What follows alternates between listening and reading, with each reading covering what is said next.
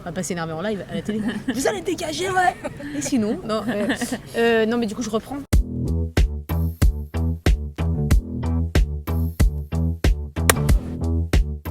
Une jeune femme peintre qui est mandatée pour faire le portrait de mariage de Héloïse.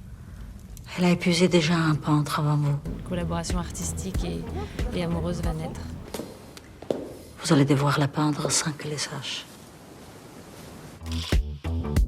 Tout de suite, ça aide à rentrer dans le personnage. Et c'est vrai que là, le corset, le poids des robes, parce qu'elles sont quand même assez lourdes. Les poches ont vraiment existé à cette époque-là, elles ont été sanctionnées puis ont disparu. En fait, ça a l'air anecdotique, mais c'est vraiment un symbole en fait, parce que effectivement, d'avoir des poches, ça permet juste de mettre des choses dans les poches et d'avoir les mains libres et donc de pouvoir faire des choses. C'est une façon de contrôler le corps des femmes, encore une fois. Avant la Révolution française, il y avait une mode du portrait qui faisait qu'il y avait beaucoup de femmes peintes. Je suis venue pour vous peindre. Après, avec la Révolution française, il y a eu aussi, auquel, donc, et je suis bien placée pour le dire, grâce à un peuple et son roi, les femmes ont beaucoup participé. Et en fait, ce sont juste après fait ramener à l'ordre, en fait. Toutes ces femmes peintres, il y a eu une ébullition à cette époque-là, mais elles ne sont jamais rentrées dans l'histoire parce qu'on a fait en sorte qu'elles n'y rentrent pas. Et en fait, c'est intéressant parce qu'on dit toujours des trucs un peu flous.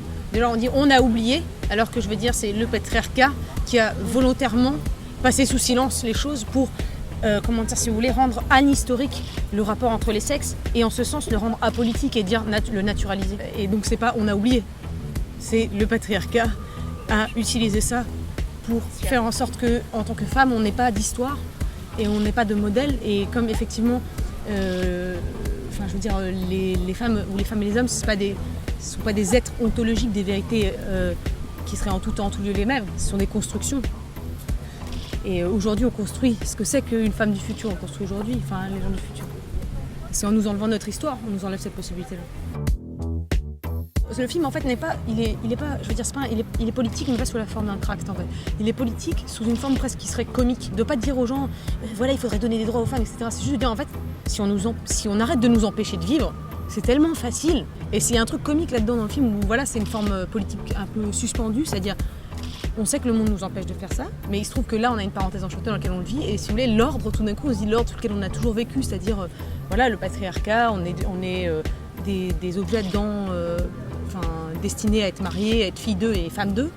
Et d'un coup, on se dit, mais en fait, non, pour nous, on sait vivre. Et si vous voulez, à partir du moment où cet ordre est contesté, bah, effectivement, l'ordre qui est l'ordre social aussi est contestable. Toute forme d'ordre statique est contestable.